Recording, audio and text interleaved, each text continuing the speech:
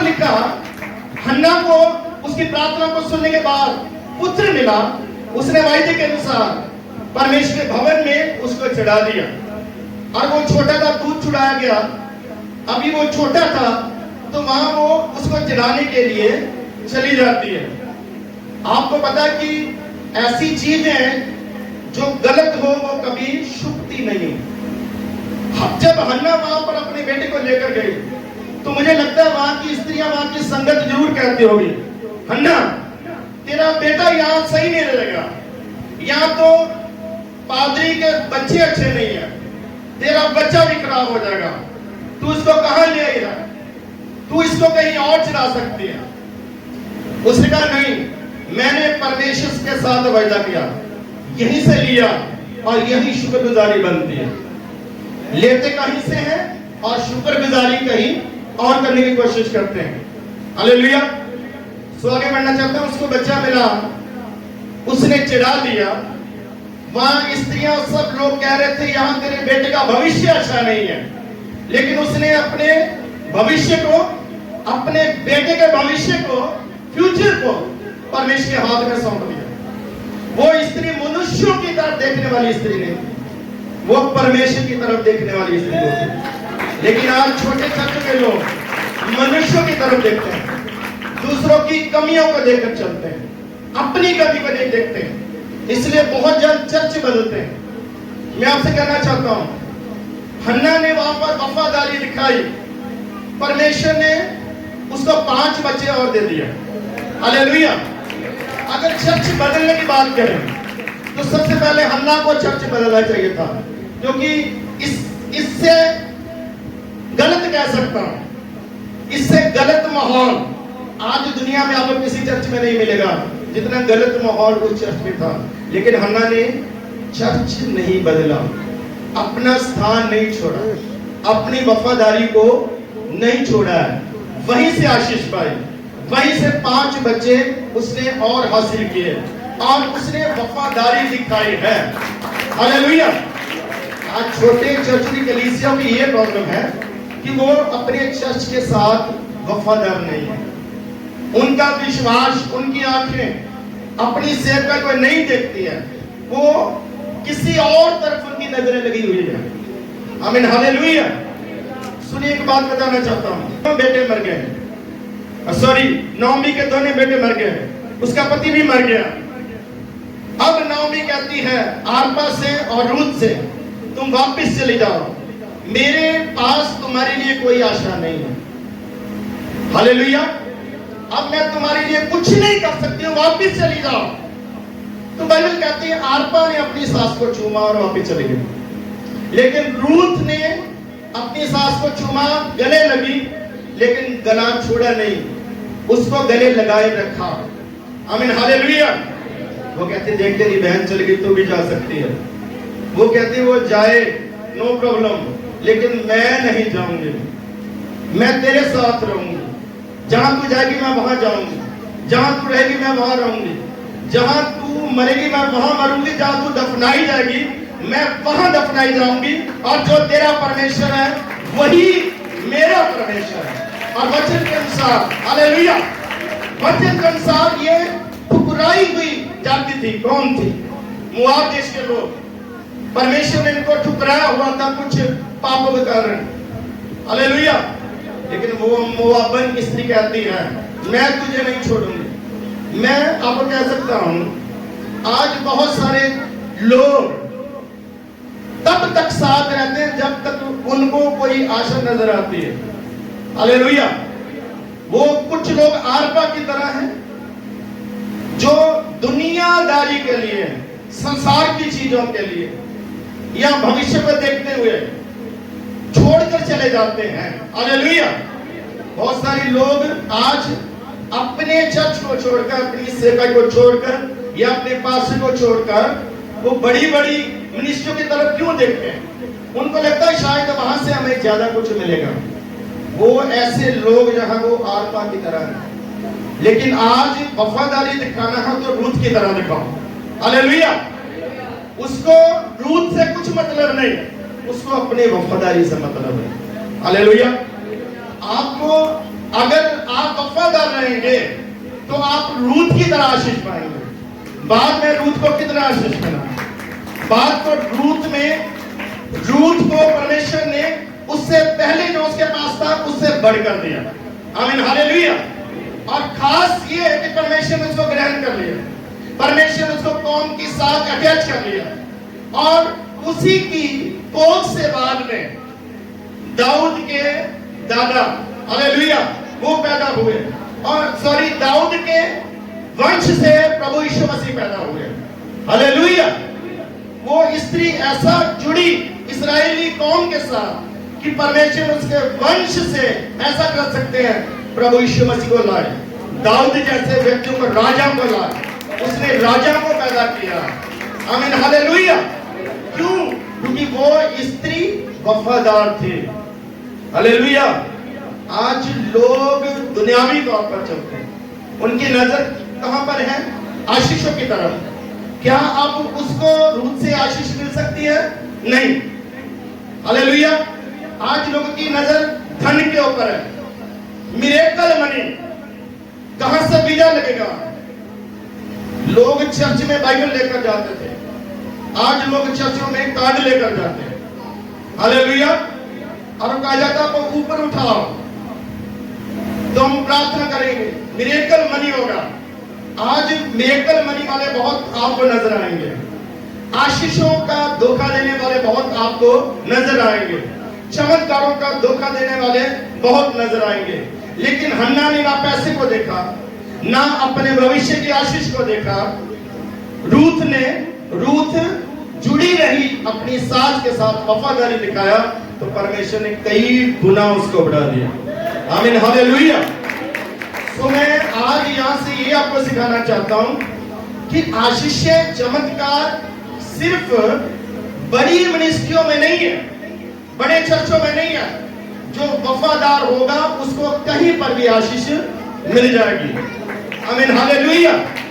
सब बोलिए हालेलुया। मैं आपसे पूछना चाहता हूं, बैतलहम नगर सबसे छोटा नगर था, वहां से कौन पैदा हुआ? प्रभुओं का प्रभु और राजाओं का राजा। एक छोटे नगर से कितना बड़ा मुक्तिदाता निकला है। हालेलुया।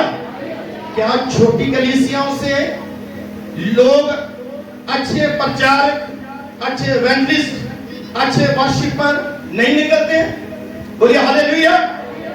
पास्टर बलविंदर बिट्टू एक छोटे चर्च की पैदाइश है, बल्कि बहुत ही छोटे चर्च की पैदाइश।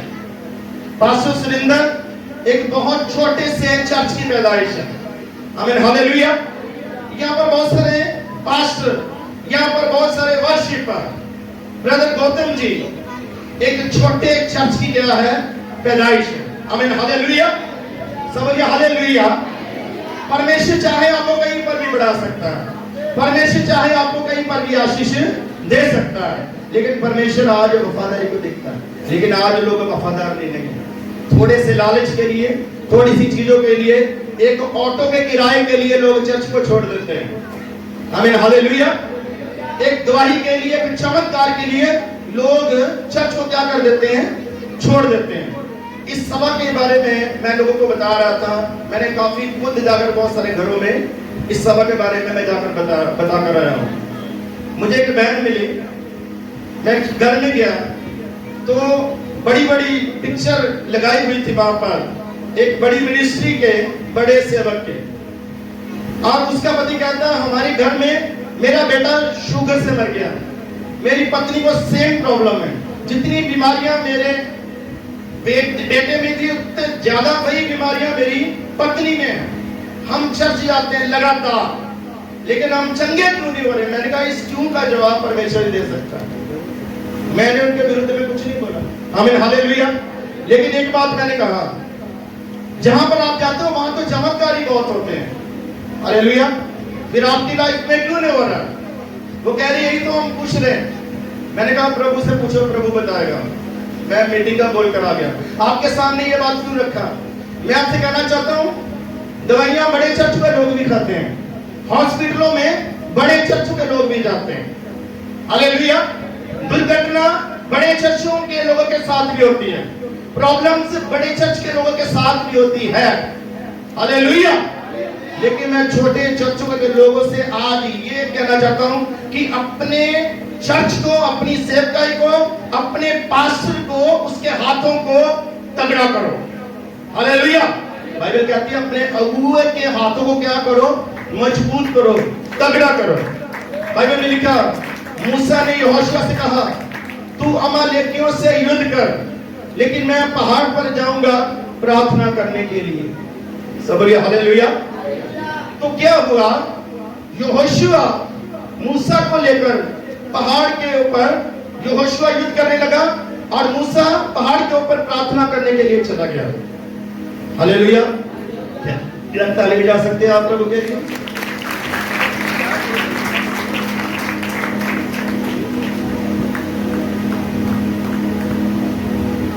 बैठा दीजिए। सब बोलिए हालेलुया।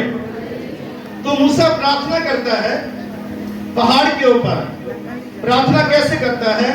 उसने अपने हाथों को उठा लिया स्वर्ग की ओर और नीचे यहोशू अमालेकियों से युद्ध कर रहा है।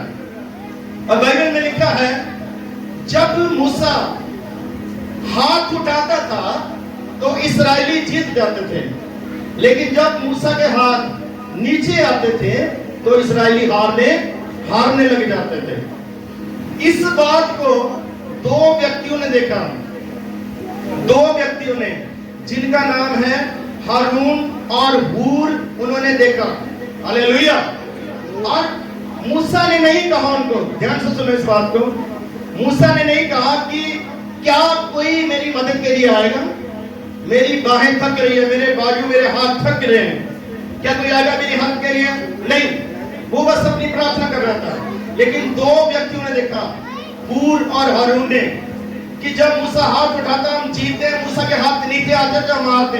वो अपने आप पहाड़ पर चले गए और लिखा, सबसे पहले उन्होंने मूसा को चेयर पर बिठाया, चेयर पर बिठाया, जिसका मतलब कि आप आराम से बैठो। एक ने एक हाथ को पकड़ लिया, दूसरे ने दूसरे हाथ को पकड़ लिया, दाएं और बाएं से। और बाइबल में लिखा, शाम तक मूसा के हाथ खड़े रहे। हालेलुया। लेकिन अब दो हाथ नहीं खड़े हैं, अब कितने हाथ खड़े हैं? 6 हाथ खड़े हैं। और नीचे यहोशू अमालेकियों के साथ युद्ध कर रहा है। हालेलुया। तो इसका मतलब जो जीत है वो सिर्फ तीर और तलवार से नहीं है। यहोशू जो तलवार से नीचे अमालेकियों को खत्म कर रहा था, वो तीर तलवार से खत्म नहीं कर रहा था, बल्कि जीत जो थी वो पहाड़ के ऊपर थी। हालेलुया। और पहाड़ के ऊपर क्या हो रहा था? अब मूसा सिर्फ प्रार्थना नहीं करता है, अब हूर और हारून भी प्रार्थना कर रहे हैं। उनके हाथों को उन्होंने क्या कर लिया है? पकड़ के रखा है। सब बोलिए हालेलुया। मैं आपसे कहना चाहता हूं, ये जो मूसा है परमेश्वर का अगुआ, जिसके पास आप वचन सुनने के लिए जाते हैं। हालेलुया। चाहे कोई भी हो अगुआ, वो थकता है, उसको आज सहायक की जरूरत है, उनको मददगारों की क्या है? जरूरत है। सिर्फ एक पास्टर सब कुछ नहीं कर सकता है। परमेश्वर का काम, परमेश्वर की सेवकाई किसी एक व्यक्ति पर निर्भर नहीं है। परमेश्वर की जो सेवकाई है वो टीम के ऊपर निर्भर है, टीम वर्क है। हालेलुया। लेकिन आज छोटे चर्चों की कलीसियों में ये प्रॉब्लम है कि वो अपने अगुए के हाथ को मजबूत करने के लिए उसकी टीम में शामिल होना नहीं चाहते। वो हाथ उठाना तो चाहते हैं, वो प्रार्थना करवाना तो चाहते हैं। हालेलुया।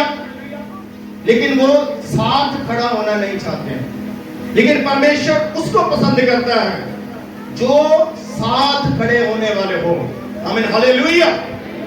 तो युद्ध जीत लिया गया, लेकिन युद्ध सिर्फ यहोशू के सहारे या सिर्फ मूसा के सहारे नहीं जीता गया। वो दो व्यक्ति जिन्होंने हाथ को थामे रखा था, पकड़े रखा था, वो भी साथ खड़े हुए तो युद्ध जीता गया। आमीन। हालेलुया। लेकिन आज छोटी कलीसियों में यही प्रॉब्लम है कि वो अपने अगुए के हाथों को मजबूत नहीं करते। कैसे हाथ होंगे? कैसे हाथ मजबूत होंगे? हालेलुया।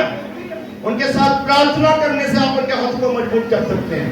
आप अपने दान दशवाश के द्वारा, अपने पैसे के द्वारा अपने अगुए के हाथों को क्या कर सकते हैं? मजबूत कर सकते हैं। आप सुसमाचार बांटने के द्वारा परमेश्वर के दास के साथ खड़े रहकर, हालेलुया।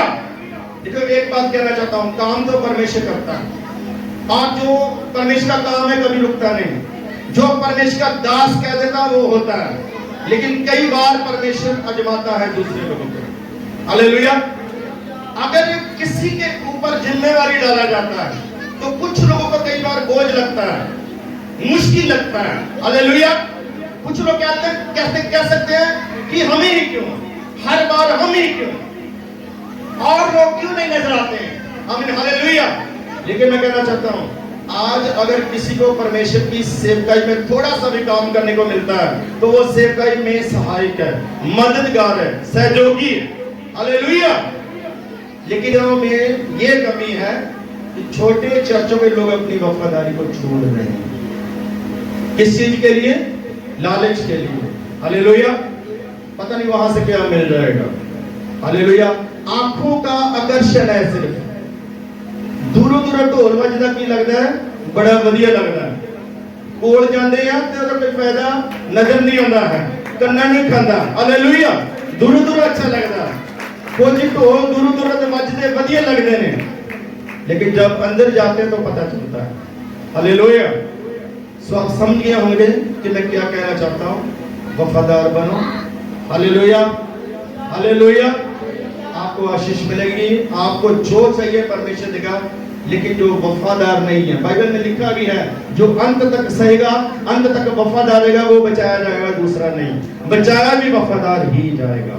इसके सामर्थ्य नाम से आप खुदावंद यहाँ पर मौजूद है। मैं प्रार्थना करता हूँ मसीह लोगों में बेदारी है, शामिल है, और वो रूत की तरह वफादार बने, वो हन्ना की तरह वफादार बने,